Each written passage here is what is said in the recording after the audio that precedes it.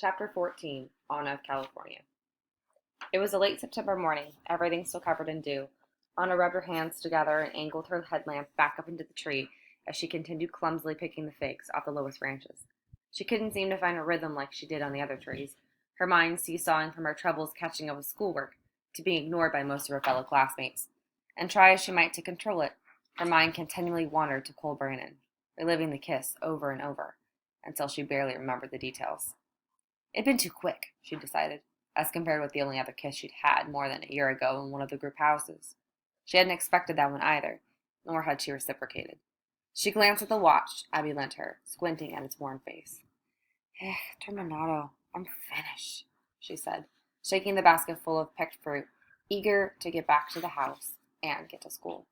She waved to Vic and Rollo, who were on a ladder working higher up in the tree, their usual conversation on mute. She walked across the fields to Manny, who waited at the sorting tables under the tent, his breath visible in the lone overhead light. "How's that tree looking?" he asked as Anna heaved up her basket up onto the table. "Almost clean. I think they'll have it stripped within the hour." "Good. How are your hands?" "I'm surviving. I don't know why you guys think I can't handle it. It's not like it doesn't get chilly in Los Angeles sometimes, and it isn't like this is the Arctic tundra." Manny gave her a look. "Yes, my hands are fine," she said. "How's school?" "You never talk to me anymore. Always running here, running there. I know you're busy, but how's everything going?" "Well, I think." "And? And what? That's all you've got? I know there's more swimming around in there. Don't tell me you're keeping only Vic and Rollo in the loop." "I'm doing what you told me to do. Diligently doing my work, going to school, paying attention, doing my homework, keeping my mouth shut, coming back to do more work, going to bed early, on repeat. Those boys still bothering you?" "I told you I've got it under control. And when are you having any fun?" "Fun?" She gasped in mock dismay. "Fun isn't allowed in the vicinity of Emmett Garber. You and I both know that." "But you've made friends, no? I saw you and Moon on Main Street the other day." "Yeah, she's pretty much it, along with this other kid, Brady. Other than that, I'm just trying to figure out how everything works. High school's weird. It's a battlefield of contradictions. I can't say I remember. Never really finished. I'm just trying to stay out of trouble." "You say that as if you're worried." "Well, this is how it normally goes. I start school, I go to class and try to avoid certain people and just kind of keep to myself, and I go to the library and then something pisses me off or someone says something stupid and I just can't help myself." "Is someone bothering you?" "Not entirely." "Is it something else then?" I don't know how to say this without it sounding complicated, but sometimes I'm homesick without ever really having had a home. Not to dissolve into dramatics, but sometimes I see something or meet someone who reminds me of a person I used to know or a place I used to visit, and I remember feeling safe for a time. But that feeling eventually goes away, and there's nothing I can do about it. I remind myself that all I have is me. I remind myself of this every day because that's all I'll probably ever have. I'm never going to miraculously have some mom or dad worrying about my grades or getting into college or just, being concerned about my future. Not to diminish what I've experienced here so far because it's been amazing. And you and Abby have made me feel very welcome. But sometimes it just hits me that I'm going to be on my own soon. It's not like it hasn't felt that way all these years, but I'm going to really and truly be alone without any other net or system to catch me or fling me to some other house or home or correctional facility. And maybe that's where I'm going to end up anyway. Jail. My life has certainly felt locked and chained sometimes. What if this all goes away tomorrow because of something I do to screw it up? I'm good at screwing things up right when they're getting good. Maybe I'm going back there is where I'm supposed to be anyway. I ask myself this question the most when I start to get settled somewhere. It's my legacy, and it's not like I still don't have some ties back there waiting to initiate me into a different kind of family, if I want it. To load the safety of a weapon into my pocket or strap it under my belt. It's written on my spine where I'm supposed to belong, and I can't seem to erase the itch that's always lingering there. Manny took a moment before responding. He couldn't tell if Anna was finished talking or looking out into the field searching for more words. He had trouble finding his own. I can't begin to understand, and I won't pretend to know what you've gone through, he said. But you put a lot of pressure on yourself. I know I sound crazy. You don't at all. Some things are out of our control, Mia, especially where we come from and what we left behind. We can choose how we react and how we move forward. You're not alone here. I don't want to sound ungrateful or presume that this is going to last. It's only a job, right? But it's been. She stopped herself and inhaled, holding her breath for a moment before letting it out again. It's been one of the best experiences of my life. In a while, at least. I don't want to sabotage it. My abuela wouldn't want me to. Then don't. Simple as that. Anna glanced at her watch again. I'm late. Gotta run. See you tomorrow, compadre. See you, he said. She ran all the way back to the farmhouse, slicing through the incoming fog with Dolly chasing behind her. It felt good to push her heels into the damp dirt to quicken her pace and outrun her thoughts, get the blood pumping it all out of her head. She kicked off her muddy shoes and banged them against the back steps while Dolly chased her roaming chicken back to its coop. She stepped into the kitchen and adjusted her striped socks, glad for another hand-me-down, whomever's feet the socks had once warmed. You've got 5 minutes, she said to Abby, who was sitting at a table, sipping a cup of coffee and reading a food magazine, a pair of reading glasses clinging to the edge of her nose. Breakfast is on the table, Abby said, not looking up. Anna quickly laced up her boots and washed her hands before grabbing a waffle and taking a bite while standing against the counter. Have a seat, Abby said. No time. Relax. Enjoy your breakfast. Anna sat down at the table and spooned some yogurt along with some of Abby's honey-eyed figs on top of her waffle. She didn't know if it was a chill in the air, her chat with Manny, or her lingering thoughts, but her chest was tight and stomach hollow even after finishing a second waffle. What are you reading? She asked Abby, knowing Abby would never talk about Will Carson being the reason she was suddenly reading so many food magazines, or why she had started talking about the slow food movement at the dinner table. She'd even asked Anna about food blogs, something she'd never seemed interested in but assumed high school kids knew all about. Oh, these gourmet magazines, Abby said. It's good to be in the know, for the business, of course. But I'm tired of reading about shaved Brussels sprouts. Abby had taken to wearing her hair more loosely and naturally in the past few weeks. Anna noticed, the effect of which made her seem infinitely younger. Are you working on some new stuff for the Bracken?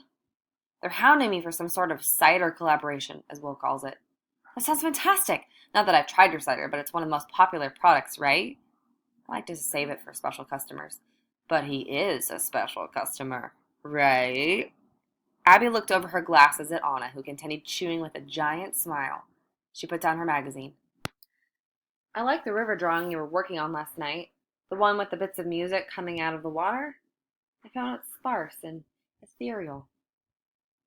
Still a work in progress, but we've been doing life drawings in class. I just finished a pen portrait of Brady with graffiti lettering underneath. I tried to make it look like a Renaissance painting. I think it's one of my best pieces. Sounds intriguing.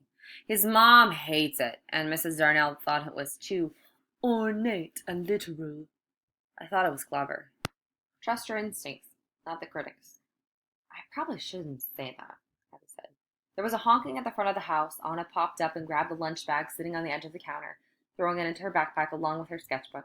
Abby walked her to the door and waved to Rye. Be careful, she said, reaching out for Anna's shoulders, but patting only the sides of her arms for a second. I've triple-checked with Della that Rye is a good driver, and she insists she is. But if you feel unsafe, call me immediately. Okay. Thanks. And listen, I haven't discussed this with you yet, but I have a phone meeting with Mrs. Saucedo tomorrow to discuss your progress. It's not a big deal, but I want us to sit down and talk. That sounds ominous. There was another honk, this time long and sustained, Rye faking a yawn while looking at a non-existent watch on her wrist. We'll talk after school. I'll see you at the Bracken. Looking forward to hearing more about the joys of salsify? Salsify. Face it, my version sounds way better. Rye cranked the stereo as they made their way out of the farm in their black VW Beetle. Isn't this the sickest and sweetest car ever invented? The answer to this question is a resounding yes, Anna said, meaning it because she'd never even seen a car that actually looked like its given name, nor one with a bumper covered in stickers, with slogans like, Not Your Average Angry Girls Club, and The Radical Notion That Women Are People. Anna strapped herself in. You must be the only person in Hadley with a convertible, she said. Used convertible, but I have no intention of taking the top down. I like subverting its purpose. Anna drummed her fingers against her knees in the rhythm to the music, watching the farmland roll by out the window. It was her first time hitching a ride with someone her age, let alone someone with her own car. Let's chat, Rye said, turning down the music. In honor of fully embracing best friendship and doing the whole ride to school together thing, I think it's time we have the whole sharing of deepest, darkest secrets moment. We need to know right up front that we've got each other's backs. I don't really have anything to tell, Anna said, her mind going over the words best friendship. You're hilarious, Rye said. I'll start. I work at my dad's store most days after school. As you know, it's my punishment and the only way I'm able to have this car. In my time there, I may or may not have stolen something. One thing, maybe a few things, that I consider collateral for having my free time taken away from me. What did you take? I'll save that for the next month for our friendship. Something to look forward to. Now you. Honestly, I don't have anything to share. Then I'll prompt you. Tell me something insane about LA. Do you even know how cool it is that you live there? Tell me about one of your foster homes. It's not what you think it is. Go on. Anna took a moment before answering.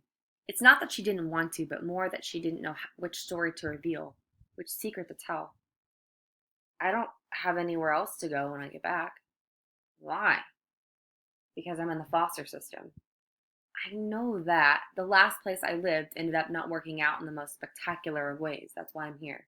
It's not just an internship. If everything goes well, I can emancipate myself when I finish the job on the farm, which means I have to get a real job and go to school but maybe get to live in assisted housing, which is kind of like a halfway house. The alternative is I get placed in a group home, which is not where any sane person wants to be. Why don't you just stay here? It's up to my caseworker to decide, or Abby and Emmett, I guess. So you get to live with Emmett and Abby, work on the farm every day, and then you maybe get to live wherever you want on your own in LA. It's not as easy as that. Not to say it isn't difficult, because I'm sure it is, but oh my God. You are the luckiest person I know. I work a job and go to school and have to live with my parents, who are infuriating, but I still have to graduate, go to college, and then be given my freedom, which is like 100 years from now. That doesn't sound so bad. You don't know the half of it. So you're really, truly going back to LA then? I don't know. Do you really have any family there? Not really. What happened to your parents? Let's get into it. I pulled the car into a spot in the back of the lot and threw the clutch into park, turning toward Anna and folding her hands in her lap, rapidly waiting for an answer. We need to get to class. You didn't answer my question. Anna grabbed her backpack and opened the door to get out. Hey! Rye shouted. Can you at least tell me about your ink? My what? Just come back in here for a second, Rye pleaded. It's 5 minutes until the bell. What's the tat on the back of your neck? I've seen it, so you can't hide this from this one. It's nothing. I've noticed it peeking out of your shirt sometimes. I mean, it's illegal, right? To have one at our age? I did some research. It's nothing. I told you my secret, now you have to tell me yours, I said. Anna took a moment. She unzipped her jacket and pulled her sweater down, revealing the mark just below the nape of her neck. It kind of looks like a mathematical symbol, like a backward 3 or something. What does it mean? I asked. It's hard to explain. The short story is my parents were killed. It was a gang thing. They were shot to death when I was a kid. The long story is I got this as a result of it. But when did you get it done? A long time ago. Wasn't my choice, she said, taking a breath. I've never shown it to anyone before, at least not willingly. Rye wanted to ask more questions, hating herself for spreading the gang rumor about Anna. We'd better go. They got out of the car as the bell rang out across the parking lot and looked after each other for a second before breaking into a sprint towards the entrance of the school, laughing themselves out of breath until they stopped just outside the doors. Hey, Anna said. What? I've never met anyone who wanted to share anything like that with me. So thanks for letting me share right back. I guess this means we're officially BFFs or whatever, I said with an eye roll. Do we need take our shirts off and bump bras or something? No, but we've got to find a better meaning for that acronym.